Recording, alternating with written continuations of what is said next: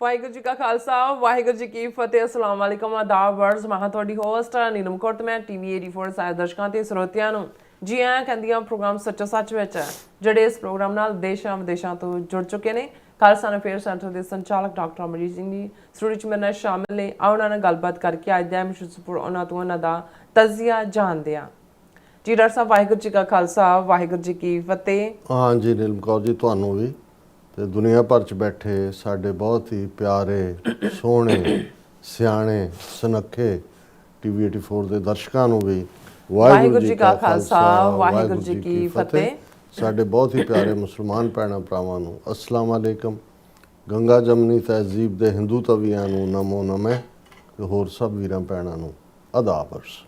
ਜੀ ਡਾਕਟਰ ਸਾਹਿਬ ਜੀ ਆਇਆਂ ਨੂੰ ਪ੍ਰੋਗਰਾਮ ਸੱਚੋ ਸੱਚ ਵਿੱਚ ਬਹੁਤ ਧੰਨਵਾਦ ਜੀ ਡਾਕਟਰ ਸਾਹਿਬ। ਅੱਜ 13 ਫਰਵਰੀ 2026 ਪਹਿਲੀ ਫੱਗਣ ਨਾਨਕਸ਼ਾਹੀ ਸੰਮਤ 557 ਦਾ ਦਿਨ ਹੈ ਤੇ ਡਾਕਟਰ ਸਾਹਿਬ ਪ੍ਰੋਗਰਾਮ ਸ਼ੁਰੂ ਕਰਨ ਤੋਂ ਪਹਿਲਾਂ ਅਸੀਂ ਆਪਣੇ ਦਰਸ਼ਕਾਂ ਤੇ ਸਰੋਤਿਆਂ ਨੂੰ ਹਮੇਸ਼ਾ ਤਰ੍ਹਾਂ ਦੱਸੀ ਵਿਊਅਰਸ ਜੇ ਤੁਸੀਂ ਹੱਕ ਸੱਚ ਇਨਸਾਫ ਤੇ ਪੈਰਾ ਦਿਨ ਦਾ ਇੱਕੋ ਇੱਕ ਚੈਨਲ ਟੀਵੀ 84 ਨੂੰ ਦੇਖਣਾ ਚਾਹੁੰਦੇ ਹੋ ਤਾਂ ਤੁਸੀਂ ਦੇਖ ਸਕਦੇ spectrum cable, RCN cable, Bellphone Canada, roku, Jadoo box, ਸ਼ਾਵਾ, ਫੇਸਬੁੱਕ ਟੀਵੀ 84 ਦੀ ਐਪ ਰਾਹੀਂ online streaming and IP box ਤੇ ਤੁਸੀਂ ਟੀਵੀ 84 ਨੂੰ ਦੇਖ ਸਕਦੇ ਹੋ। ਵਿਊਅਰਸ ਜੇ ਤੁਸੀਂ ਟੀਵੀ 84 ਨਾਲ ਪ੍ਰੋਗਰਾਮ ਸੱਚੋ ਸੱਚ ਨਾਲ ਫੇਸਬੁੱਕ ਰਾਹੀਂ ਜੁੜੇ ਤਾਂ ਵੱਧ ਲਾਈਕ ਕਰੋ ਤੇ ਸ਼ੇਅਰ ਕਰੋ ਅਤੇ ਨਾਲ ਹੀ ਸ਼ੇਅਰ ਤੇ ਸਬਸਕ੍ਰਾਈਬ ਵੀ ਕਰੋ। ਇਹ ਵੀ ਦੱਸ ਦਿਓ ਕਿ ਤੁਸੀਂ ਟੀਵੀ 84 ਦੀ ਐਪ ਨੂੰ ਐਂਡਰੋਇਡ ਐਂਡ ਐਪ ਸਟੋਰ ਤੇ ਡਾਊਨਲੋਡ ਕਰਕੇ ਜੋ ਟੀਵੀ 84 ਦੀ ਲਾਈਵ ਸਟ੍ਰੀਮ ਹੈ ਇਸ ਨੂੰ ਤੁਸੀਂ 24 ਆਵਰਸ ਦੇਖ ਸਕਦੇ ਹੋ। ਸੋ ਵਿਊਅਰਸ ਪ੍ਰੋਗਰਾਮ ਦੀ ਸ਼ੁਰੂਆਤ ਕਰਨ ਜਾ ਰਹੇ ਹਾਂ। ਇਸ ਵੀਕ ਦਾ ਅਖੀਰਲਾ ਪ੍ਰੋਗਰਾਮ ਕਰਨ ਜਾ ਰਹੇ ਹਾਂ ਔਰ ਆਸਤੇ ਦੁਆ ਕਰਾਂਗੇ ਔਰ ਅਰਦਾਸ ਵੀ ਕਰਾਂਗੇ ਕਿ ਜਿਹੜਾ ਤੁਹਾਡਾ ਵੀਕਐਂਡ ਹੈ ਬਹੁਤ ਹੀ ਵਧੀਆ ਗੁਜ਼ਰੇ। ਸੋ ਵਿਊਅਰਸ ਜਿਸ ਤਰ੍ਹਾਂ ਕਿ ਆਪਾਂ ਹਮੇਸ਼ਾ ਤਰ੍ਹਾਂ ਆਪਣੇ ਪ੍ਰੋਗਰਾਮ ਦੀ ਸ਼ੁਰੂਆਤ ਕਰਦੇ ਹਾਂ ਅੱਜ ਦੀ ਸਪਾਂਸਰਸ਼ਿਪ ਦੇ ਵਾਲੇ ਨਾਲ ਕਿ ਅੱਜ ਦੇ ਪ੍ਰੋਗਰਾਮ ਸੱਚੋ ਸੱਚ ਨੂੰ ਸਪਾਂਸਰ ਕੀਤਾ ਗਿਆ ਹੈ ਓਹਾਇਓ ਤੋਂ ਬੀਬੀ ਹਰਬੀਰ ਕੌਰ ਰੇਖੀ ਜੀ ਉਹਨਾਂ ਵੱਲੋਂ। ਸੋ ਇਹਨਾਂ ਨੇ ਟੀਵੀ 84 ਦੀ ਵੱਧ ਤੋਂ ਵੱਧ ਸਪੋਰਟ ਕਰਨ ਲਈ ਕਿਹਾ ਔਰ ਖਾਲਿਸਤਾਨ ਦੀ ਪ੍ਰਾਪਤੀ ਤੇ ਸਿੱਖ ਕੌਮ ਦੀ ਚੜ੍ਹਦੀ ਕਲਾ ਦੀ ਅਰਦਾਸ ਕੀਤੀ ਹੈ। ਸੋ ਅੱਜ ਦੀ ਸਪਾਂਸਰਸ਼ਿਪ ਲਈ ਅਸੀਂ ਬੀਬੀ ਹਰਬੀਰ ਕੌਰ ਰੇਖੀ ਜੀ ਉਹਨਾਂ ਦਾ ਤਹਿ ਦਿਲ ਤੋਂ ਧੰਨਵਾਦ ਕਰਦੇ ਹਾਂ ਔਰ ਤੁਹਾਨੂੰ ਵੀ ਅਪੀਲ ਤੇ ਬੇਨਤੀ ਕਰਦੇ ਹਾਂ ਕਿ ਤੁਸੀਂ ਪ੍ਰੋਗਰਾਮ ਸੱਚੋ ਸੱਚ ਨੂੰ ਵੱਧ ਤੋਂ ਵੱਧ ਸਪਾਂਸਰ ਕਰੋ। ਸਪਾਂਸਰਸ਼ਿਪ ਲਈ ਤੁਸੀਂ ਸਾਨੂੰ ਕਾਲ ਕਰ ਸਕਦੇ ਸਾਡੇ ਫੋਨ ਨੰਬਰ ਤੇ 5166191984 ਸੇਮ ਨੰਬਰ ਤੇ WhatsApp ਕਰ ਸਕਦੇ ਹੋ। ਤੁਸੀਂ ਸਾਨੂੰ ਈਮੇਲ ਵੀ ਕਰ ਸਕਦੇ ਹੋ info@tv84.tv ਤੇ। ਸੋ ਵਿਊਅਰਸ ਪਹਿਲੇ ਸੈਗਮੈਂਟ ਦੇ ਵਿੱਚ ਆਪਾਂ ਗੱਲਬਾਤ ਕਰਨ ਜਾ ਰਹੇ ਹਾਂ ਨਿਖਿਲ ਗੁਪਤਾ ਦੀ ਜਿਹੜੀ ਹੀਅਰਿੰਗ ਸੀ ਉਹ ਅੱਜ ਹੋਈ ਹੈ। ਸੋ ਉਸ ਬਾਰੇ ਆਪਾਂ ਗੱਲਬਾਤ ਕਰਨ ਜਾ ਰਹੇ ਹਾਂ ਕਿ ਅੱਜ ਨਿਊਯਾਰਕ ਦੀ ਸਾਊਦਰਨ ਡਿਸਟ੍ਰਿਕਟ ਕੋਰਟ ਵਿੱਚ ਭਾਰਤੀ ਏਜੰਸੀਆਂ ਦੇ ਕਰਿੰਦੇ ਨਿਖਿਲ ਗੁਪਤਾ ਨੇ 3 ਕੇਸਾਂ ਵਿੱਚ ਆਪਣਾ ਜਿਹੜਾ ਗੁਨਾਹ ਹੈ ਉਹ ਕਬੂਲ ਕਰ ਲਿਆ। ਭਾਵੇਂ ਇਹਨਾਂ ਕਬੂਲ ਕੀਤੇ ਦੋਸ਼ਾਂ ਤਹਿਤ ਜਿਹੜੀ ਸਜ਼ਾ ਹੈ ਉਹ 29 ਮਈ ਨੂੰ ਸੁਣਾਈ ਜਾਣੀ ਹੈ ਪਰ ਇਹਨਾਂ ਦੋਸ਼ਾਂ ਦੇ ਤਹਿਤ ਵੱਧ ਤੋਂ ਵੱਧ ਜਿਹੜੀ ਹੈ ਸਜ਼ਾ ਹੈ ਉਹ 40 ਸਾਲ ਦੀ ਬਣਦੀ ਹੈ। ਸੋ ਇਸ ਸੰਬੰਧੀ ਜਿੱਥੇ ਸਿੱਖ ਹਲਕਿਆਂ ਵੱਲੋਂ ਅਮਰੀਕਨ ਜਸਟਿਸ ਸਿਸਟਮ ਦੀ ਜਿਹੜੀ ਹੈ ਇਨਸਾਫ ਡਿਲੀਵਰੀ ਦੀ ਜਿਹੜੀ ਹੈ ਤਾਰੀਫ ਕੀਤੀ ਜਾ ਰਹੀ ਹੈ ਉੱਥੇ ਇਸ ਚੋਂ ਇਹ ਵੀ ਸਾਬਤ ਹੁੰਦਾ ਹੈ ਕਿ ਕਿਵੇਂ ਭਾਰਤ ਸਰਕਾਰ ਟ੍ਰਾਂਸਨੈਸ਼ਨਲ ਰਿਪਰੈਸ਼ਨ ਦਾ ਸਹਾਰਾ ਲੈ ਕੇ ਬਾਹਰਲੇ ਮੁਲਕਾਂ ਵਿੱਚ ਖਾਲਿਸਤਾਨ ਦੀ ਆਵਾਜ਼ ਨੂੰ ਬੰਦ ਕਰਨਾ ਚਾਹੁੰਦੀ ਹੈ। ਸੋ ਇਸ ਬਾਰੇ ਆਪਾਂ ਗੱਲਬਾਤ ਕਰਨ ਜਾ ਰਹੇ ਹਾਂ। ਸੋ ਅਸੀਂ ਚਾਹਾਂਗੇ ਕਿ ਤੁਸੀਂ ਇਸੇ ਤਰ੍ਹਾਂ ਬਣੇ ਰਹਿਣਾ ਦੇਖਣ ਸੁਣਨ ਲਈ ਤੁਹਾਡਾ ਸਭ ਦਾ ਬਹੁਤ ਬਹੁਤ ਧੰਨਵਾਦ। ਜੀ ਡਾਕਟਰ ਸਾਹਿਬ ਕੀ ਵਿਚਾਰਾਂ ਨੇ? ਸਭ ਤੋਂ ਪਹਿਲਾਂ ਤਾਂ ਅੱਜ ਦੇ ਪ੍ਰੋਗਰਾਮ ਨੂੰ ਸਪਾਂਸਰ ਕਰਨ ਲਈ ਅਸੀਂ ਭੈਣ ਜੀ ਹਰਬੀਰ ਕੌਰ ਰੇਖੀ ਉਹਨਾਂ ਦਾ ਸ਼ੁਕਰੀਆ ਅਦਾ ਕਰਦੇ ਹਾਂ। ਅਸੀਂ ਅੱਜ ਨਿਊ ਜਰਸੀ ਤੋਂ ਵਾਪਸ ਮੁੜ ਰਹੇ ਸੀ ਤੇ ਰਸਤੇ ਦੇ ਵਿੱਚ ਉਹਨਾਂ ਦੀ ਸਾਡੀ ਮੇਨ ਲਾਈਨ ਦੇ ਉੱਤੇ ਕਾਲ ਆਈ ਔਰ ਬੜੇ ਠਰਮੇ ਦੇ ਅੰਦਾਜ਼ ਦੇ ਵਿੱਚ ਔਰ ਕੌਮ ਪ੍ਰਸਤੀ ਕੌਮੀ ਪਿਆਰ ਦੇ ਅੰਦਾਜ਼ 'ਚ ਉਹਨਾਂ ਨੇ ਕਿਹਾ ਕਿ ਮੈਂ ਰੈਗੂਲਰ ਡੋਨੇਟ ਕਰਨਾ ਚਾਹੁੰਦੀ ਹਾਂ ਟੀਵੀ 84 ਦੀਆਂ ਪੰਥ ਪ੍ਰਤੀ ਸੇਵਾਵਾਂ ਨੂੰ ਦੇਖਦੇ ਹਾਂ।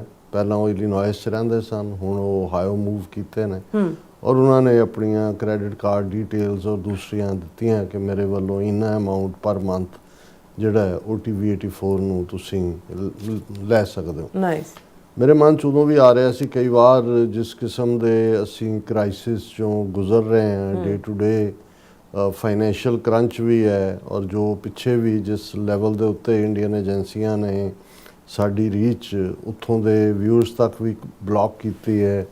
ਬਾਹਰ ਵੀ ਜਿਹੜਾ ਲੋਗਰਿਦਮ ਇਸ ਕਿਸਮ ਦਾ ਬਣਾ ਦਿੱਤਾ ਹੈ ਕਿ ਬਹੁਤਿਆਂ ਤੱਕ ਕੋਈ ਨਾ ਨੋਟੀਫਿਕੇਸ਼ਨ ਜਾਂਦੀ ਹੈ ਨਾ ਕੋਈ ਉਹਨਾਂ ਨੂੰ ਸੱਜੇ ਪਾਸੇ ਦੀ ਬਾਰ ਦੇ ਉੱਤੇ ਉਸ ਦਾ ਲਿੰਕ ਮਿਲਦਾ ਹੈ ਤੇ ਕਈ ਵਾਰ ਆਪਣੇ ਆਪ ਨੂੰ ਵੀ ਇਹ ਲੱਗਣ ਲੱਗ ਜਾਂਦਾ ਹੈ ਕਿ ਵੀ ਜਿੰਨਾ ਜੋ ਕੁਛ ਅਸੀਂ ਕਰ ਰਹੇ ਹਾਂ ਇਸ ਦੀ ਕੋਈ ਯੂਜ਼ਫੁਲਨੈਸ ਵੀ ਹੈ ਕਿਉਂਕਿ ਦੂਸਰੇ ਪਾਸੇ ਆਪਣਿਆਂ ਦੇ ਹੱਥੋਂ ਵੀ ਜਦੋਂ ਤੁਸੀਂ ਦੇਖਦੇ ਹੋ ਕਿ ਡਬਲ ਕ੍ਰਾਸ ਕਰਨ ਵਾਲੇ ਲੋਕ ਗੱਲਾਂ ਕੁਝ ਨੇ ਔਰ ਬੈਕ ਸਟੈਬਿੰਗ ਵੀ ਨਾਲ ਦੀ ਨਾਲ ਚੱਲਦੀ ਹੈ।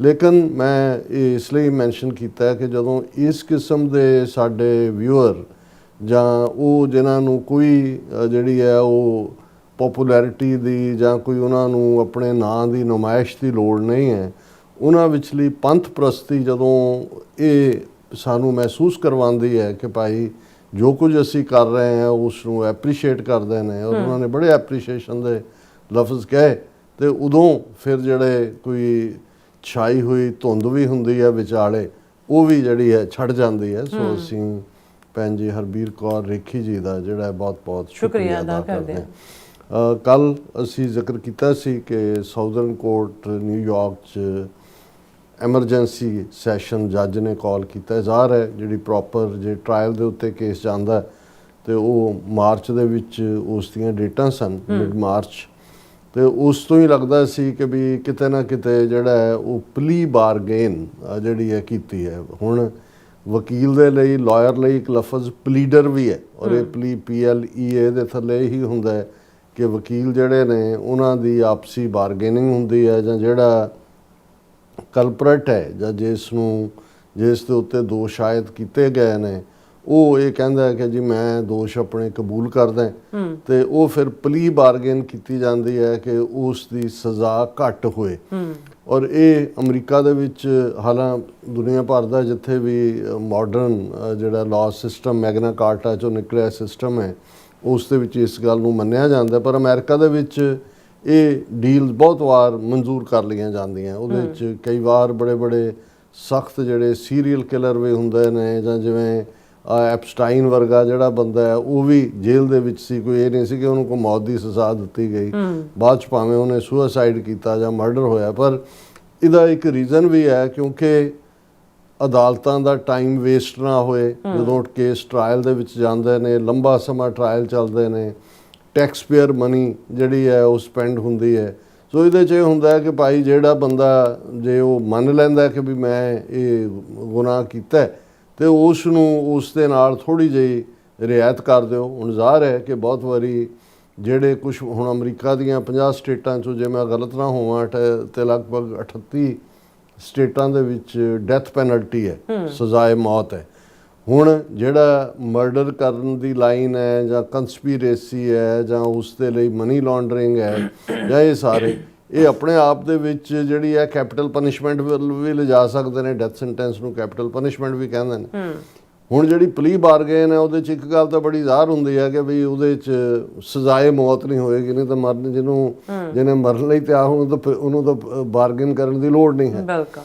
ਹੁਣ ਇਸ ਕੇਸ ਨੂੰ ਜਦੋਂ ਇਹ 3 ਮੁੱਦਿਆਂ ਦੇ ਉੱਤੇ ਉਸ ਨੇ ਆਪਣੇ ਗਿਲਟ ਨੂੰ ਮੰਨਿਆ, ਔਰ ਇਸ ਦੇ ਉੱਤੇ ਬੜੀ ਡੀਟੇਲ ਜਿਹੜੀ ਪ੍ਰੈਸ ਰਿਲੀਜ਼ ਹੈ ਉਹ ਸਾਊਦਰਨ ਡਿਸਟ੍ਰਿਕਟ ਕੋਰਟ ਦੇ ਵੱਲੋਂ ਜਾਰੀ ਕੀਤੀ ਗਈ ਹੈ, ਕਿਉਂਕਿ ਇਹ ਮਹਿਜ਼ ਇੱਕ ਕੰਸਪੀਰੇਸੀ ਜਿਹੜੀ ਕਿ ਕੋਈ ਵਿਦਨ ਕੰਟਰੀ ਦਾ ਮਾਮਲਾ, ਟਰਾਂਸਨੈਸ਼ਨਲ ਰਿਪਰੈਸ਼ਨ ਦਾ ਇਸ ਲੈਵਲ ਦਾ ਕੇਸ, ਉਹ ਇੰਡੀਅਨ ਸਟੇਟ ਜਿਹੜੀ ਭਾਰਤ ਜਿਹੜਾ ਅਮਰੀਕਾ ਦਾ ਦੋਸਤ ਹੋਣ ਦਾ ਦਮ ਭਰਦਾ ਹੈ, ਔਰ ਉਹ ਵੀ ਉਸ ਦੇ ਥੱਲੇ ਕੋਈ ਕ੍ਰਾਈਮ ਭਾਰਤ ਦੇ ਵਿੱਚ ਨਹੀਂ ਕੀਤਾ ਹੋਇਆ। ਸਿਰਫ ਅਮਰੀਕਾ ਦੀ ਫਸਟ ਅਮੈਂਡਮੈਂਟ ਕਨਸਟੀਟਿਊਸ਼ਨ ਜਿਹੜੀ ਹੈ, ਜਿਹਦੇ ਥੱਲੇ ਵਿਚਾਰਾਂ ਦੀ ਆਜ਼ਾਦੀ, ਖਾਲਿਸਤਾਨ ਦੀ ਗੱਲ ਕਰਨਾ, ਇਸ ਨੂੰ ਇੱਕ ਗੁਨਾਹ ਬਣਾ ਕੇ ਜਿਹੜਾ ਇਹ ਗੱਲ ਕਰਨ ਵਾਲਾ ਹੈ ਉਸ ਨੂੰ ਐਲੀਮੀਨੇਟ ਕਰਨ ਦੀ ਲਾਈਨ।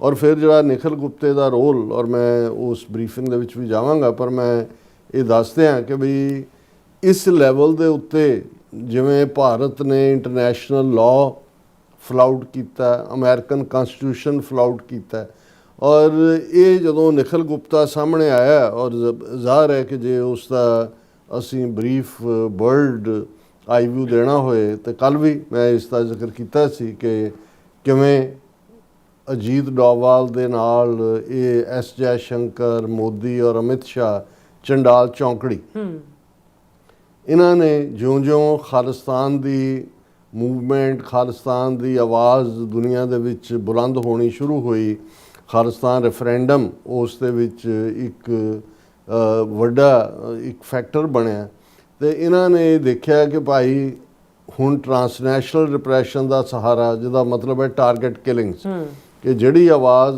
ਖਾਲਿਸਤਾਨ ਲਈ ਉੱਠਦੀ ਹੈ ਕਿਤੇ ਵੀ, ਉਸ ਨੂੰ ਬੰਦ ਕਰ ਦਿੱਤਾ ਜਾਏ, ਉਸ ਨੂੰ ਮਾਰ ਦਿੱਤਾ ਜਾਏ ਉਹਨਾਂ ਸ਼ਖਸਾਂ ਨੂੰ। ਔਰ ਉਹਦੇ ਥੱਲੇ ਅਸੀਂ ਦੇਖਦੇ ਹਾਂ ਕਿ ਪਾਕਿਸਤਾਨ ਦੇ ਵਿੱਚ ਭਾਈ ਪਰਮਜੀਤ ਸਿੰਘ ਪੰਜਵੜ ਜਿਹੜੇ ਖਾਲਿਸਤਾਨ ਕਮਾਂਡੋ ਫੋਰਸ ਦੇ ਜਰਨੈਲ ਔਰ ਲੰਬੇ ਵਕਤ ਤੋਂ ਜਿਹੜਾ ਹੈ ਉਹ ਉਹਨਾਂ ਦੀ ਸੇਵਾ ਸੀ, ਉਹਨਾਂ ਨੂੰ 6 ਜਾਂ 7 ਮਈ ਨੂੰ ਜਿਹੜਾ 7 ਮਈ ਦੀ ਸ਼ਾਇਦ ਸਵੇਰ ਸੀ 2023 ਚ ਲਾਹੌਰ ਦੇ ਵਿੱਚ ਉਹਨਾਂ ਨੂੰ ਸ਼ਹੀਦ ਕਰ ਦਿੱਤਾ ਗਿਆ। ਫਿਰ ਅਸੀਂ ਦੇਖਦੇ ਹਾਂ ਕਿ 15 ਜੂਨ 2023 ਨੂੰ ਅਵਤਾਰ ਸਿੰਘ ਖੰਡਾ ਉਹਨਾਂ ਨੂੰ ਬਰਮਿੰਗਮ UK ਦੇ ਵਿੱਚ ਉਹਨਾਂ ਦੀ ਮੌਤ ਹੁੰਦੀ ਹੈ, ਜਿਹੜੀ ਸਲੋ ਪੋਇਜ਼ਨਿੰਗ ਦੇ ਰਾਹੀਂ ਕੀਤੀ ਗਈ।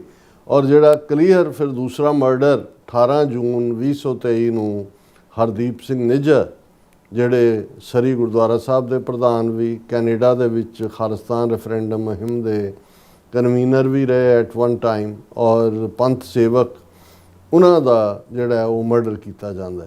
ਔਰ ਫਿਰ ਉਸੇ ਜੂਨ ਦੇ ਮਹੀਨੇ ਜਦੋਂ ਮੋਦੀ ਨੇ ਅਮਰੀਕਾ ਵਿਜ਼ਿਟ ਕਰਨਾ ਹੈ, ਬਾਈਡਨ ਦੇ ਨਾਲ ਉਸ ਦੀ ਮੀਟਿੰਗ ਹੈ, ਔਰ ਉਸ ਪੀਰੀਅਡ ਦੇ ਵਿੱਚ ਅਮਰੀਕਨ ਏਜੰਸੀਆਂ ਜਿਹੜੀਆਂ ਉਹਨਾਂ ਦੀ ਮੁਸਤੈਦੀ, ਔਰ ਜਿਵੇਂ ਬਾਅਦ ਦੇ ਵਿੱਚ ਸਾਹਮਣੇ ਆਇਆ ਕਿ ਇਨਫੈਕਟ ਬ੍ਰਿਟਿਸ਼ ਇੰਟੈਲੀਜੈਂਸ ਏਜੰਸੀਆਂ ਨੇ ਕੈਨੇਡੀਅਨ ਅਥਾਰਟੀਜ਼ ਔਰ ਜ਼ਾਹਰ ਹੈ ਅਮਰੀਕਨਾਂ ਨੂੰ ਬਰੀਫ ਕੀਤਾ ਕਿ ਇਹ 3 ਬੰਦੇ ਜਿਹੜੇ ਨੇ ਅਵਤਾਰ ਸਿੰਘ ਖੰਡਾ, ਹਰਦੀਪ ਸਿੰਘ ਨਿੱਜਰ ਔਰ ਗੁਰਪਤਵੰਤ ਸਿੰਘ ਪੰਨੂ, ਇਹ ਮੁੱਖ ਤੌਰ ਦੇ ਉੱਤੇ ਹਿੱਟ ਲਿਸਟ ਦੇ ਉੱਤੇ ਨੇ। ਔਰ ਉਦੋਂ ਤੱਕ ਅਸੀਂ ਦੇਖ ਰਹੇ ਹਾਂ ਵੀ ਅਵਤਾਰ ਸਿੰਘ ਖੰਡੇ ਦਾ ਮਰਡਰ ਹੋ ਚੁੱਕਾ ਸੀ, ਹਰਦੀਪ ਸਿੰਘ ਨਿੱਜਰ ਦਾ ਮਰਡਰ ਹੋ ਗਿਆ 18 ਜੂਨ ਨੂੰ। ਔਰ ਜਿਸ ਪੀਰੀਅਡ ਦੇ ਵਿੱਚ ਮੋਦੀ ਇੱਥੇ ਸੀ, ਇਹ ਨਿਖਲ ਗੁਪਤਾ ਜਿਹੜਾ ਮਨੀ ਲਾਂਡਰਿੰਗ ਦੇ ਵਿੱਚ ਵੀ ਜਿਸ ਦੋਸ਼ ਨੂੰ ਨੇ ਕਬੂਲਿਆ, ਇਹ ਡਰੱਗ ਜਿਹੜੀ ਹੈ ਇੰਟਰਨੈਸ਼ਨਲ ਜਿਹੜੀ ਰਾਹ ਦਾ ਵਿੰਗ ਹੋਏਗਾ ਉਹਦਾ ਵੀ ਕੋਈ ਇਹ ਮਾਮੂਲੀ ਬੰਦਾ ਨਹੀਂ ਹੈ। ਔਰ ਉਹ ਸਾਰੇ ਨੂੰ ਜਿਹੜਾ ਉਹ ਬੈਠਾ ਆਇਆ ਵੀ ਨਹੀਂ ਹੈ, ਅਮਰੀਕਨ ਸੋਇਲ ਤੇ ਨਹੀਂ ਹੈ, ਉਹ ਬੈਠਾ ਚੈੱਕ ਰਿਪਬਲਿਕ ਦੇ ਵਿੱਚ ਹੈ। ਉੱਥੋਂ ਉਹ ਡਾਇਰੈਕਟ ਕਰ ਰਿਹਾ ਕਿ ਵੀ ਮੋਦੀ ਦੇ ਈਵਨ ਅਮਰੀਕਾ 'ਚ ਹੁੰਦਿਆਂ ਹੀ ਗੁਰਪਤਵੰਤ ਸਿੰਘ ਪੰਨੂ ਦਾ ਜਿਹੜਾ ਹੈ ਉਹ ਮਰਡਰ ਕਰ ਦਿਓ। ਔਰ ਬਾਅਦ ਦੇ ਵਿੱਚ ਇਹ ਵੀ ਸਾਹਮਣੇ ਆਉਂਦਾ ਜਿਹੜੀ ਕਨਵਰਸੇਸ਼ਨ, ਇਨਫੈਕਟ ਜਦੋਂ ਉਹ ਹਾਇਰਡ ਅਸੈਸਿਨ ਪਹਾੜੇ ਦੇ ਕਾਤਲ ਦੇ ਨਾਲ ਨਿਊਯਾਰਕ ਦੇ ਵਿੱਚ ਨੈਗੋਸ਼ੀਏਟ ਕਰ ਰਿਹਾ ਕਿ ਇਸ ਮਰਡਰ ਦੇ ਲਈ $1 ਲੱਖ ਤੇ ਦੀ ਡੀਲ ਹੁੰਦੀ ਹੈ, $15,000 ਇਨ ਐਡਵਾਂਸ। ਗੱਡੀ ਦੀ ਫੋਟੋ ਵੀ ਜਿਹੜੀ ਅਸੀਂ ਡਿਸਕਸ ਕਰਦੇ ਰਹੇ ਆਉਂਦੀ ਹੈ।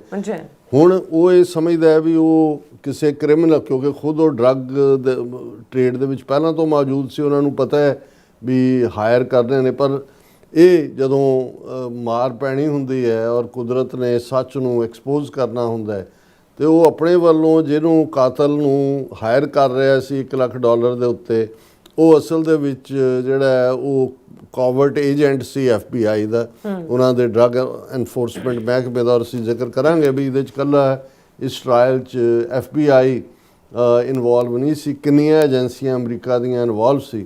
ਹੁਣ ਉਹਦੇ ਨਾਲ ਉਹ ਡੀਲ ਬਣਾ ਰਿਹਾ। ਔਰ ਜ਼ਾਹਰ ਹੈ ਕਿ ਵੀ ਉਸ ਨੇ ਫਾਈਨਲੀ ਜਦੋਂ ਉਹਨਾਂ ਦੇ ਕੋਲ ਇਨਫ ਪ੍ਰੂਫ ਆ ਗਏ ਕਿ ਕਿਉਂਕਿ ਅਮਰੀਕਾ ਦੇ ਵਿੱਚ ਕੋਰਟ ਸਿਸਟਮ ਦੇ ਵਿੱਚ ਕਿਸੇ ਨੂੰ ਗਿਲਟੀ ਸਾਬਤ ਕਰਨਾ ਸੌਖਾ ਨਹੀਂ। ਔਰ ਵੈਸੇ ਵੀ ਇਹ ਅਮਰੀਕਨ ਏਜੰਸੀਆਂ ਦਾ ਜਿਹੜੀ ਹੈ ਇੱਕ ਤੌਰ ਤਰੀਕਾ ਵੀ ਹੁੰਦਾ ਹੈ ਕਿ ਉਹ ਸਿਰਫ ਇੱਕ ਨੂੰ ਜਿਹੜਾ ਸਾਹਮਣੇ ਆਇਆ ਫੜਨ ਦੀ ਥਾਂ ਉਹ ਸਾਰੇ ਲਿੰਕ ਦੇ ਨਾਲ ਜੋੜਨਾ ਚਾਹੁੰਦੇ ਹੁੰਦੇ ਨੇ, ਪੂਰੀ ਚੇਨ, ਤਾਂ ਕਿ ਜਿਹੜੀ ਹੈ ਉਹਦਾ ਖੁਰਾ ਖੋਜ ਹੀ ਮਿਟਾਇਆ ਜਾਏ ਉਹ ਸਾਰੇ ਦਾ।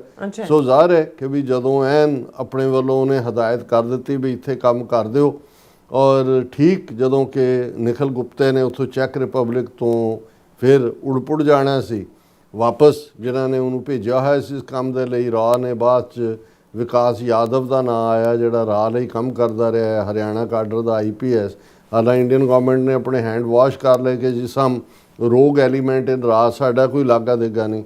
ਲੇਕਿਨ ਅਮਰੀਕਨਾਂ ਨੇ ਜਦੋਂ ਇਨਫ ਐਵੀਡੈਂਸ ਇਕੱਠੀ ਕਰ ਲਈ, ਚੈੱਕ ਰਿਪਬਲਿਕ 'ਚ ਉਹਨੂੰ 29 ਜੂਨ ਨੂੰ ਜਿਹੜਾ ਹੈ ਨਿਖਲ ਗੁਪਤੇ ਨੂੰ ਗ੍ਰਿਫਤਾਰ ਕਰ ਲਿਆ ਜਾਂਦਾ ਹੈ। ਹਾਲਾਂਕਿ ਨਵੰਬਰ ਤੱਕ, ਹੁਣ ਜੂਨ ਤੋਂ ਜੁਲਾਈ, ਅਗਸਤ, ਸਤੰਬਰ, ਅਕਤੂਬਰ, ਨਵੰਬਰ, ਆਲਮੋਸਟ 6 ਮਹੀਨੇ ਉਹ ਲਿਫਾਫਾ ਜਿਹਦੇ 'ਚ ਉਹਦੀ ਇੰਡਾਈਟਮੈਂਟ ਹੈ ਉਹ ਕਲੋਜ਼ਡ ਹੈ। ਨਵੰਬਰ ਦੇ ਵਿੱਚ ਕੋਰਟ ਦੇ ਵਿੱਚ ਜਦੋਂ ਇਹ ਖੋਲ੍ਹਿਆ ਜਾਂਦਾ ਹੈ ਉਦੋਂ ਪਤਾ ਲੱਗਦਾ ਹੈ ਵੀ ਕਿੰਨਾ ਵੱਡਾ ਪਲਾਟ। ਔਰ ਉਹ ਫਿਰ ਇਹ ਸਾਰੀ ਕਨਵਰਸੇਸ਼ਨ ਜਿਹੜੀ ਕਿ ਖੁਦ ਵੀ ਇਹਨਾਂ ਨੇ ਮੀਡੀਆ ਨੂੰ ਦਿੱਤੀ ਕਿ ਭਾਈ ਉਹ ਨਿਖਲ ਗੁਪਤਾ ਜਦੋਂ ਹਰਦੀਪ ਸਿੰਘ ਨਿੱਜਰ ਦਾ ਮਰਡਰ ਹੁੰਦਾ ਹੈ ਔਰ ਅਜੇ ਕੁਛ ਮਿੰਟ ਹੀ ਬੀਤੇ ਹੁੰਦੇ ਨੇ, ਉਸ ਦੀ ਬਾਡੀ ਇੱਕ ਪਾਸੇ ਸਿਰ ਲੁਟਕਿਆ ਹੋਇਆ ਹੈ, ਉਹ ਤਸਵੀਰਾਂ ਪਿਛਲੇ ਆਪਣੇ ਹੈਂਡਲਰ ਨੂੰ ਭੇਜ ਰਿਹਾ ਹੈ ਔਰ ਜਿਹਦੇ ਨਾਲ ਉਹ ਗੱਲ ਕਰ ਰਿਹਾ ਹੈ ਉਸ ਨਾਲ ਨੂੰ ਉਹ ਕਹਿ ਰਿਹਾ ਕਿ ਜੀ ਫਿਕਰ ਨਾ ਕਰੋ, ਬਹੁਤ ਟਾਰਗੇਟ ਨੇ ਜਿਹੜਾ ਉਹ ਤੁਹਾਨੂੰ ਹਰ ਮਹੀਨੇ ਮਿਲੇਗਾ ਔਰ ਇਹ ਉਹ। ਸੋ ਉਸ ਤੋਂ ਇਹ ਅੰਦਾਜ਼ਾ ਹੁੰਦਾ ਹੈ ਕਿ ਬਈ ਇਹ ਜਿਹੜੀ ਕਿਲਿੰਗ ਸਪਰੀ ਸੀ ਕੈਨੇਡਾ ਅਮਰੀਕਾ 'ਚ ਖਾਸ ਤੌਰ 'ਤੇ, ਇਸ ਦੇ ਵਿੱਚ ਜਿਹੜਾ ਕਿੰਨੇ ਹੋਰ ਇਨਵੋਲਵ ਹੋ ਸਕਦੇ ਨੇ। ਹੁਣ ਉਸ ਸਾਰੇ ਦੇ ਚੱਲਦਿਆਂ ਨਿਖਿਲ ਗੁਪਤਾ ਨੂੰ ਚੈੱਕ ਰਿਪਬਲਿਕ ਤੋਂ ਅਮਰੀਕਾ ਲਿਆਉਣ ਲਈ ਜਿਹੜੀ ਐਕਸਟ੍ਰੈਡੀਸ਼ਨ ਪ੍ਰੋਸੀਡਿੰਗ ਸੀ ਉਹਦੇ 'ਚ ਲਗਭਗ 1 ਸਾਲ ਲੱਗਾ ਔਰ ਫਿਰ ਆਲਮੋਸਟ ਅਸੀਂ ਦੇਖਦੇ ਹਾਂ ਵੀ 1.5 ਸਾਲ ਨਿਖਿਲ ਗੁਪਤਾ ਨੇ ਰਨ ਅਰਾਊਂਡ ਦਿੱਤਾ ਏਜੰਸੀਆਂ ਨੂੰ ਜਾਂ ਟਰਾਇਲ ਨੂੰ, ਕਿਉਂਕਿ ਜਿਨ੍ਹਾਂ ਦੇ ਲਈ ਉਹ ਕੰਮ ਕਰ ਰਿਹਾ ਸੀ, ਕਦੇ ਉਹ ਕਹਿੰਦਾ ਸੀ ਜੀ ਮੇਰੇ ਨਾਲ ਮਾੜਾ ਸਲੂਕ ਹੋ ਰਿਹਾ, ਮੈਂ ਵਕੀਲ ਮੇਰੀ ਗੱਲ ਨਹੀਂ ਸਮਝਦਾ, ਮੈਨੂੰ ਇਹ ਵਕੀਲ ਨਹੀਂ ਪਸੰਦ, ਉਹ ਨਹੀਂ।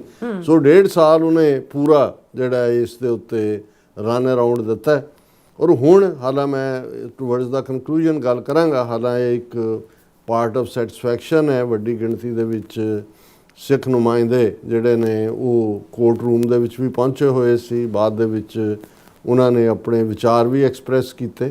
ਜਿਉਂ ਹੀ ਸਾਡਾ ਪ੍ਰੋਗਰਾਮ ਇਹ ਖਤਮ ਹੋਏਗਾ ਔਰ ਸਾਡੀ ਜਿਹੜੀ ਹੈ ਉਸ ਕੋਰਟ ਰੂਮ ਦੇ ਅੰਦਰ ਤੱਕ ਕੈਮਰਾ ਤੁਸੀਂ ਲਿਜਾ ਨਹੀਂ ਸਕਦੇ, ਉਹਦੇ ਬਾਹਰ ਜਿਹੜਾ ਵੀ ਸਾਰੀ ਉਸ ਦੀ ਡੀਟੇਲ ਹੈ ਉਹ ਵੀਡੀਓ ਜਿਹੜੀ ਹੈ ਉਹ ਉਹਦੇ ਤੇ ਸਾਡੇ ਮੇਨ ਟੀਵੀ ਚੈਨਲ ਤੇ ਹੋਏਗੀ, ਬਾਅਦ 'ਚ ਉਹਨੂੰ ਅਪਲੋਡ ਵੀ ਕੀਤਾ ਜਾਏਗਾ ਸਾਡੇ ਨੈਟਵਰਕ ਦੇ ਉੱਤੇ। ਹੁਣ ਜ਼ਾਹਰ ਹੈ ਕਿ ਵੀ ਅਰਦਾਸ ਵੀ ਕੀਤੀ ਗਈ, ਮਹਾਰਾਜ ਦਾ ਸ਼ੁਕਰਾਨਾ ਕੀਤਾ ਗਿਆ ਕਿ ਭਾਈ ਨਿਊਯਾਰਕ ਦੀ ਧਰਤੀ ਤੇ ਅਮਰੀਕਾ ਦੀ ਧਰਤੀ ਤੇ ਇੱਕ ਵੱਡੀ ਜਿੱਤ ਹੋਈ ਹੈ। ਔਰ ਬਿਲਕੁਲ ਠੀਕ ਗੁਰਪ੍ਰਤਵੰਤ ਸਿੰਘ ਪੰਨੂ ਨੇ ਗਾਰਡੀਅਨ ਦੇ ਨਾਲ ਗੱਲ ਕਰਦਿਆਂ ਕਿਹਾ ਕਿ ਇਹ ਜੁਡੀਸ਼ੀਅਲ ਕਨਫਰਮੇਸ਼ਨ ਹੈ ਕਿ ਇੰਡੀਅਨ ਗਵਰਨਮੈਂਟ, ਇੰਡੀਅਨ ਸਿਸਟਮ ਜਿਹੜਾ ਹੈ ਉਹ ਫਸਟ ਅਮੈਂਡਮੈਂਟ ਰਾਈਟਸ ਦੀ ਵਾਇਓਲੇਸ਼ਨ ਕਰਕੇ ਅਮਰੀਕਾ ਦੀ ਧਰਤੀ ਦੇ ਉੱਤੇ ਜਿਹੜਾ ਉਹ ਕਿਲਿੰਗ ਸਪਰੀ ਉਸ ਨੇ ਕਰਨੀ ਚਾਹੀ। ਔਰ ਇਹ ਸਾਰੇ 'ਚ ਜਿਹੜੇ 3 ਦੋਸ਼ ਕਬੂਲੇ, ਲੇਕਿਨ ਮੈਂ ਇਸ ਦਾ ਜਿਹੜਾ ਦੂਸਰਾ ਪੱਖ ਤੋਂ ਵੀ ਹੋਰ ਵੀ ਬਹੁਤ ਸਾਰਿਆਂ ਦੇ ਨਾਲ ਮੇਰੀ ਗੱਲਬਾਤ ਹੋਈ ਜਦੋਂ ਅਸੀਂ ਵਾਪਸ ਮੁੜ ਰਹੇ ਸੀ ਕਿ ਵੀ ਇਸ ਦਾ ਜਿਹੜਾ ਜ਼ਾਹਰ ਹੈ ਕਿ ਵੀ ਜਿਹੜੇ ਚਾਰਜਸ ਉਹਨੇ ਕਬੂਲੇ 3 ਮੁੱਖ ਤੌਰ ਦੇ ਉੱਤੇ, ਉਸ ਦੇ ਵਿੱਚ ਜਿਹੜਾ ਪਹਿਲਾ ਹੈ ਮਰਡਰ ਫॉर ਹਾਇਰ, ਜਿਹੜੀਆਂ ਇੰਡੈਕਟਮੈਂਟ ਸੀ ਉਹਨਾਂ ਦੀਆਂ ਜਿਹਦੇ ਦੋਸ਼ ਆਇਦ ਕੀਤੇ ਗਏ ਕਿ ਵੀ ਉਹ ਹਾਇਰ ਕਰ ਰਿਹਾ ਬੰਦੇ ਨੂੰ ਮਰਡਰ ਕਰਨ ਦੇ ਲਈ। ਸੋ ਇਹ ਆਪਣੇ ਆਪ ਦੇ ਵਿੱਚ ਇੱਕ ਫੁੱਲ ਫਲੈਜ ਚਾਰਜ ਦੀ ਸਜ਼ਾ ਜਿਹੜੀ ਹੈ ਮੈਕਸਿਮਮ ਉਹ 10 ਸਾਲ ਹੋ ਸਕਦੀ, ਕਿਉਂਕਿ ਇੱਕ ਗੱਲ ਦਾ ਧਿਆਨ ਰਹੇ ਕਿਉਂਕਿ ਜਿਹੜੀ ਵੀਡੀਓ ਉੱਥੇ ਮੌਜੂਦ ਸੀ ਬਹੁਤ ਸਾਰਿਆਂ ਨੇ ਇਵੇਂ ਪ੍ਰੈਜ਼ੈਂਟ ਕੀਤਾ ਜਿਵੇਂ ਉਹਨੂੰ 40 ਸਾਲ ਦੀ ਸਜ਼ਾ ਹੋ ਗਈ ਹੈ। ਇੱਕ ਗੱਲ ਦਾ ਧਿਆਨ ਰਿਹਾ ਕਿ ਵੀ ਇਹ ਡਿਪੈਂਡ ਜੱਜ ਦੇ ਉੱਤੇ, ਅਜੇ ਉਹਨੂੰ ਸਜ਼ਾ 29 ਮਈ ਨੂੰ ਸੁਣਾਈ ਜਾਣੀ ਹੈ, ਪਰ ਜਿਹੜੀਆਂ ਧਾਰਾਵਾਂ ਦੇ ਤਹਿਤ ਉਹਨੇ ਦੋਸ਼ ਕਬੂਲੇ ਨੇ ਉਹਦੀ ਜੇ ਮੈਕਸਿਮਮ ਸਜ਼ਾ ਜੱਜ ਦੇ ਤੇ ਉਹ ਕੁੱਲ 40 ਸਾਲ ਬਣਦੀ ਹੈ। ਹੁਣ 40 ਸਾਲ 'ਚ ਵੀ ਇਹ ਹੁੰਦਾ ਹੈ ਕਿ ਵੀ ਜਦੋਂ ਇੱਕੋ ਹੀ ਮਾਮਲੇ ਦੇ ਵਿੱਚ ਤੁਹਾਨੂੰ 20 ਸਾਲ ਸਜ਼ਾ ਹੈ, 10 ਸਾਲ ਹੈ, ਫਿਰ ਤੀਸਰੇ ਮਸਲੇ 10 ਸਾਲ ਹੋਰ ਹੈ, ਉਹਨੂੰ ਕਹਿੰਦੇ ਨੇ ਕਨਕਰੈਂਟ ਚੱਲਣਾ। ਸੋ ਮਤਲਬ ਜਿਹੜੀਆਂ ਇਹ ਨਹੀਂ ਹੈ ਵੀ ਪਹਿਲਾਂ 20 ਸਾਲ ਇੱਕ ਦੇ ਪੂਰੇ ਹੋਣ ਫਿਰ 10, ਉਹ ਇੱਕੋ ਵੇਲੇ ਚੱਲਦੀਆਂ ਨੇ। ਸੋ ਇਹਦਾ ਮਤਲਬ ਇਹ ਹੈ ਵੀ 10 ਵਾਲੀਆਂ 2 ਤਾਂ ਉਹ 20 ਦੇ ਵਿੱਚ ਹੀ ਸਮਾ ਜਾਂਦੇ ਨੇ, ਹਾਂਜੀ, ਉਹ ਕਨਕਰੈਂਟ ਹੋਣਗੇ। ਇਹ ਵੀ ਜੇ ਮੈਕਸਿਮਮ ਜੱਜ ਦੇ, ਪਰ ਪੋਸੀਬਿਲਿਟੀ ਇਸ 'ਚ ਕੀ ਹੋਏਗੀ ਇਹ ਸਾਨੂੰ 29 ਮਈ ਨੂੰ ਪਤਾ ਲੱਗੇਗਾ। $1 ਮਿਲੀਅਨ ਦਾ ਫਾਈਨ ਵੀ ਉਸ ਦੇ ਉੱਤੇ ਇਹਨਾਂ ਤਿੰਨੋਂ ਹੀ ਚਾਰਜਿਸ ਦੇ ਥੱਲੇ, ਔਰ 3 ਦੋਸ਼ ਜਿਹੜੇ ਉਹਨੇ ਕਬੂਲੇ, ਇੱਕ ਮਰਡਰ ਫॉर ਹਾਇਰ, ਫਿਰ conspiracy to commit murder for hire, ਸਾਜ਼ਿਸ਼, ਹਾਇਰ ਕਰਨ ਤਾਂ ਉਦੋਂ ਹੀ ਤੁਰਿਆ ਨਾ, ਪਹਿਲਾਂ ਕੰਸਪੀਰੇਸੀ ਕੀਤੀ। ਕੰਸਪੀਰੇਸੀ ਕਿਹਦੇ ਨਾਲ ਕੀਤੀ? ਵਿਕਾਸ ਯਾਦਵ ਨਾਲ ਕੀਤੀ। ਅਜੀਤ ਡੋਵਲ ਨੇ ਉਹਦੀ ਡਿਊਟੀ ਲਾਈ ਹੋਈ ਹੈ, ਵਿਕਾਸ ਯਾਦਵ ਦੀ ਹੈਂਡਲਰ ਕਹਿੰਦੇ ਨੇ ਉਹਨੂੰ, ਏਜੰਸੀਆਂ ਦਾ ਕੰਮ ਕਰਨ ਦਾ ਢੰਗ ਇਹ ਹੁੰਦਾ ਹੈ। ਇਹਦਾ ਹੈਂਡਲਰ ਵਿਕਾਸ ਯਾਦਵ ਸੀ, ਜਿਹੜਾ ਕੋਈ ਚਪੜਾਸੀ ਨਹੀਂ ਸੀ ਰਾਹ ਦਾ, ਉਹ IPS ਆਫਿਸਰ ਸੀ। ਹੁਣ ਵਿਕਾਸ ਯਾਦਵ ਅਮਰੀਕਾ ਦੇ ਕਾਨੂੰਨ ਦੇ ਥੱਲੇ ਭਗੌੜਾ ਹੈ, ਔਰ ਅਸੀਂ ਦੇਖਾਂਗੇ, ਗੱਲ ਕਰਾਂਗੇ ਕਿ ਬਈ ਕੀ ਅਮਰੀਕਾ ਵਿਕਾਸ ਯਾਦਵ ਦੀ ਐਕਸਟ੍ਰੈਡੀਸ਼ਨ ਦੇ ਲਈ ਪ੍ਰੋਪਰ ਜਿਹੜਾ ਉਹ ਡਾਕੂਮੈਂਟ ਫਾਈਲ ਕਰੇਗਾ, ਜਾਂ ਜੇ ਇਹ ਸਾਰੇ ਦੀ ਅਸੀਂ ਟਾਈਮਿੰਗ ਦੇਖੀਏ ਤਾਂ ਕਈ ਚੀਜ਼ਾਂ ਜਿਹੜੀਆਂ ਨੇ ਉਹ, ਕਿਉਂਕਿ ਜਦੋਂ ਤੁਸੀਂ 40-50 ਸਾਲ ਤੋਂ ਇੱਕ ਸਟਰਗਲ ਦੇ ਵਿੱਚ ਹੁੰਦੇ ਹੋ, ਇੱਕ ਜ਼ਮਾਨਾ ਹੁੰਦਾ ਸੀ ਕਿ ਵੀ ਅਸੀਂ ਹਰ ਚੀਜ਼ ਤੇ ਜਿਵੇਂ ਉਹ ਨਜ਼ਰ ਆਉਂਦੀ ਹੈ ਉਵੇਂ ਫੇਥ ਵਿਸ਼ਵਾਸ ਕਰ ਲੈਂਦੇ ਸੀ, ਪਰ ਘੱਟੋ ਘੱਟ ਸਮੇਂ ਨੇ ਇੰਨੀ ਕੁ ਸਿਆਣਪ ਸਾਨੂੰ ਜ਼ਰੂਰ ਦਿੱਤੀ ਹੈ ਜਿਹਦੇ ਥੱਲੇ ਅਸੀਂ ਆਲੇ ਦੁਆਲੇ ਨੂੰ ਦੇਖ ਕੇ ਵੀ ਦੇਖਦੇ ਹਾਂ ਕਿ ਵੀ ਇਹ ਪਲੇਨ ਟਰੂਥ ਹੈ ਜਾਂ ਇਹਦੇ ਬਿਹਾਈਂਡ ਕੁਛ ਹੈ, ਉਹਦਾ ਵੀ ਮੈਂ ਜ਼ਿਕਰ ਕਰਾਂਗਾ। ਲੇਕਿਨ 3 ਜਿਹੜੇ ਦੋਸ਼ ਉਹਨੇ ਕਬੂਲੇ ਔਰ ਜਿਹਦੇ ਥੱਲੇ ਮੈਕਸਿਮਮ ਸਜ਼ਾ ਜੇ ਹੋਏ ਤੇ 10-10-20 ਜਿਹੜਾ ਉਹ 40 ਸਾਲ ਹੁੰਦੀ ਹੈ। ਸੋ ਪਹਿਲਾ ਤਾਂ ਜਿਹੜਾ ਜ਼ਾਹਰ ਹੈ ਕਿ ਵੀ charging him with murder for hire, ਫਿਰ conspiracy to commit murder for hire, ਫਿਰ conspiracy to commit money laundering in connection with his efforts to murder a US citizen in New York City, और तीसरा money laundering. Money laundering ये है कि भी जे 15,000 cash deliver कर दिता है, $1,00,000 देना है, मनी लॉन्ड्रिंग तो इवें ही लॉन्ड्रिंग हो रही है ना, कोई बैंकों राही तो नहीं जा रहा। सो इस तीसरा चार्ज है जिहदे सब तो ज़्यादा जी 20 साल की सज़ा है वो मनी लॉन्ड्रिंग के थले है, क्योंकि ये फिर ड्रग और दूजे तीजे इनवॉल्व हो जाता है। और जड़ियाँ एजेंसियां ने ये कबूलनामे तक गल नूं पहुँचाया, प्ली बारगेनिंग इन्हें की, उन्हां दे विच इकल्ला ये नहीं है भी FBI की इन्वेस्टिगेशन इहदा हिस्सा है। United States attorney for southern district of New York Jack Clayton जिहदा वड्डा रोल है, assistant director of counter intelligence and espionage division of the federal bureau of investigation FBI दे इस रैंक दे, रोमन रोजिस्किया administrator of the drug enforcement administration Terrance C Cole, इस level के लोग इन्वॉल्व ने। Assistant director in charge of New York field office of federal bureau of investigation James C बरनाडा junior announced, ये हुण सारे ने अनाउंस किया कि भाई उन्हें 3 काउंट्स के उत्ते जिहड़ी है वो प्लीड की है गिल्टी, और उसका जोड़ा है इस दे उत्ते उन्होंने जोड़े उन्होंने स्टेटमेंट्स ने वो बहुत सख्त ने, उन्होंने बड़ा क्लीयरली कहा भी असी ये मैसेज देंगे। और ये FBI assistant director Roman Kasik ने कहा कि US citizen became a target of transnational repression solely for exercising their freedom of speech. The message from the FBI should be clear, no matter where you are located. If you try to harm our citizens, we will not stop until you are brought to justice. उन्हें बड़ा clear message है, ये ट्रांसनैशनल रिप्रैशन भी, India की जिम्मेवारी भी और message भी कि भाई तुसी किते भी हो असी तुहानू माफ़ नहीं करांगे। और ये न्यूज़ ਜਿਹੜੀ ਉਸ ਦੀ ਇਹ ਪਲੀ ਬਾਰਗੇਨਿੰਗ ਦੀ ਹੈ, ਇਹ ਰॉयटर ਨਿਊਜ਼ ਏਜੰਸੀ ਨੇ ਦਿੱਤੀ ਹੈ, ਜਿਹਦਾ ਮਤਲਬ ਹੈ ਦੁਨੀਆ ਭਰ ਦੇ ਵਿੱਚ ਫਲੈਸ਼ ਹੋਈ। ਨਿਊਯਾਰਕ ਟਾਈਮਸ ਦੀ ਜਿਹੜੀ ਹੈ ਹੈਡਲਾਈਨ ਸਟੋਰੀ ਹੈ, ਇਸੇ ਤਰ੍ਹਾਂ ਗਾਰਡੀਅਨ ਜਿਹਨੇ ਇਸ ਸਾਰੇ ਮੁੱਦੇ ਨੂੰ ਫੋਲੋ ਕੀਤਾ ਉਹਨਾਂ ਦੀ ਹੈ। ਸੋ ਇਹ ਸਾਰੇ ਦੇ ਉੱਤੇ ਈਵਨ ਗਾਰਡੀਅਨ ਨੇ ਇਹ ਬੜਾ ਕਲੀਅਰਲੀ ਇਹ ਕਿਹਾ ਕਿ ਵੀ Indian man accused of plot to assassinate US activist pleads guilty, और उन्होंने जड़ा इंडिया बैक्ट इसनूं कहा। और ये जी गुरपतवंत सिंह पन्नू होरां दी है स्टेटमेंट बड़ी कंप्रैहेंसिवली और बड़ी उन्होंने मीडिया दे नाल गल कीती होएगी। और उहदे च उन्हां दे लफज ने Pannun who serves as a lawyer for New York based group 6 for justice said in a statement that the guilty plea was judicial confirmation। पता तो है उन्होंने किया, पर जो जुडिशरी दे विच एक बंदा कबूल करता है उन्हों का करिंदा है, ये जुडिशियल कन्फर्मेशन है that Indian government of Narendra Modi orchestrated an assassination plot on American soil. Judicial confirmation कि भाई ये अमरीका की धरती के उत्ते जिहड़ा असैसिनेशन प्लॉट किया। और नाल उन्होंने कहा Indian government targeted an American citizen for exercising First Amendment rights, organizing the Khalistan referendum, a peaceful political campaign advocating self-determination for Punjab. The Modi government's transnational assassination plots to silence dissenting political opinion is an act of terrorism and attack on American sovereignty. Very well articulated कि ये Indian government का act of terrorism है, attack American sovereignty ते है, क्योंकि जिहड़ा इत्थे खालिस्तान की गल करदा है ਉਹ ਆਪਣੇ ਫਸਟ ਅਮੈਂਡਮੈਂਟ ਦੇ ਥੱਲੇ ਜਿਹੜੇ ਉਹਦੇ ਰਾਈਟਸ ਨੇ ਉਹਨਾਂ ਨੂੰ ਉਹ ਐਕਸਾਈਜ਼ ਕਰ ਰਿਹਾ।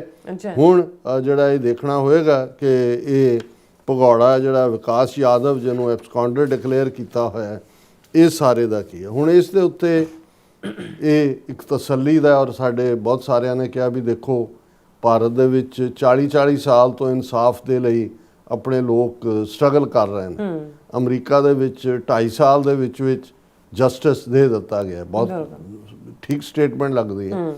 ਪਰ ਮੇਰੀ ਆਪਣੀ ਇਹਦੇ ਤੇ ਟੇਕ ਹੈ, ਔਰ ਮੈਂ ਇਹ ਸਮਝਦਾ ਕਿ ਜੇ ਕੇਸ ਟਰਾਇਲ ਦੇ ਵਿੱਚ ਜਾਂਦਾ ਤੇ ਬਹੁਤ ਸਾਰੀ ਹੋਰ ਜਾਣਕਾਰੀ ਜਿਹੜੀ ਅਮਰੀਕਨ ਏਜੰਸੀਆਂ ਦੇ ਕੋਲ ਹੈ ਕਿ ਉਹਨਾਂ ਦੇ ਨਿਸ਼ਾਨੇ ਤੇ ਹੋਰ ਕੌਣ ਸਨ, ਕਿਉਂਕਿ ਲਗਭਗ ਅੱਧੀ ਦਰਜਨ ਐਕਟਿਵਿਸਟ ਨੂੰ ਤਾਂ ਮੈਂ ਜਾਣਦਾ ਸਣੇ ਮੇਰੇ, ਜਿਨ੍ਹਾਂ ਨੂੰ ਠੀਕ 22 ਜੂਨ ਵਾਲੇ ਦਿਨ, ਠੀਕ ਹਰਦੀਪ ਸਿੰਘ ਨਿੱਜਰ ਦੇ ਮਰਡਰ ਤੋਂ 4 ਦਿਨ ਬਾਅਦ FBI ਵੱਲੋਂ ਡਿਊਟੀ ਟੂ ਵਾਰ ਨੋਟਿਸ ਆਇਆ।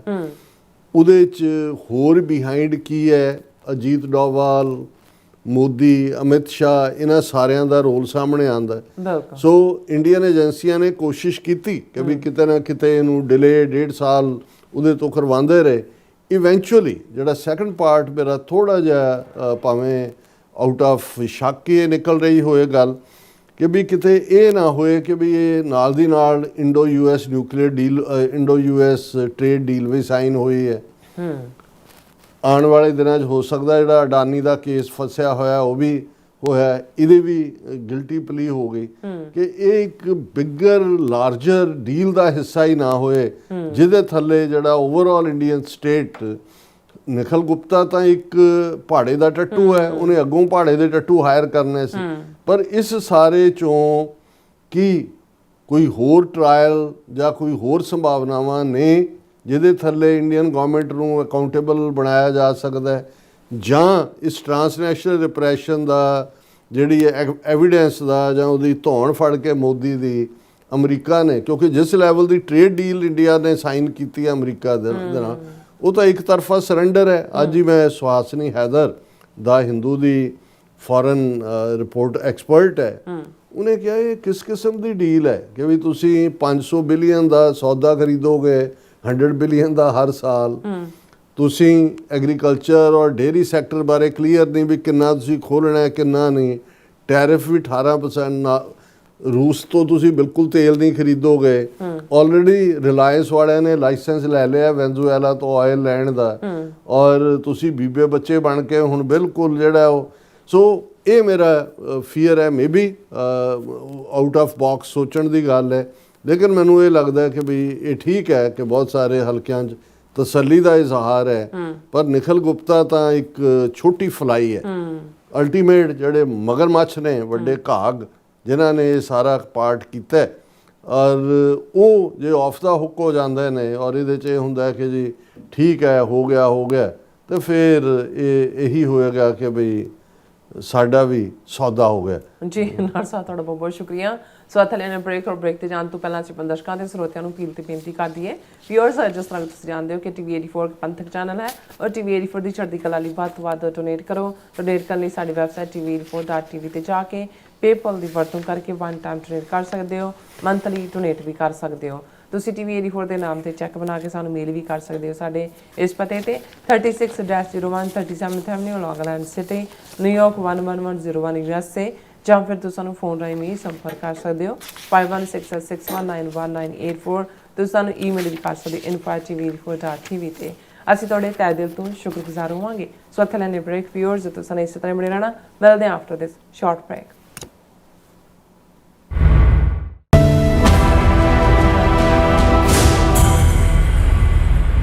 ਤੁਸੀਂ ਵੇਖ ਰਹੇ ਹੋ TV 84, ਇੱਕ ਅਜਿਹਾ ਚੈਨਲ ਜੋ ਪਾਬੰਦੀਆਂ ਦੇ ਬਾਵਜੂਦ ਵੀ ਸੱਚ ਨੂੰ ਆਧਾਰ ਬਣਾ ਕੇ ਸਿੱਖ ਸੰਘਰਸ਼, ਸਿੱਖ ਨਜ਼ਰੀਏ ਅਤੇ ਕੌਮੀ ਮੁੱਦਿਆਂ ਨੂੰ ਨਿਡਰਤਾ ਨਾਲ ਸਾਹਮਣੇ ਰੱਖਦਾ ਆ ਰਿਹਾ ਹੈ।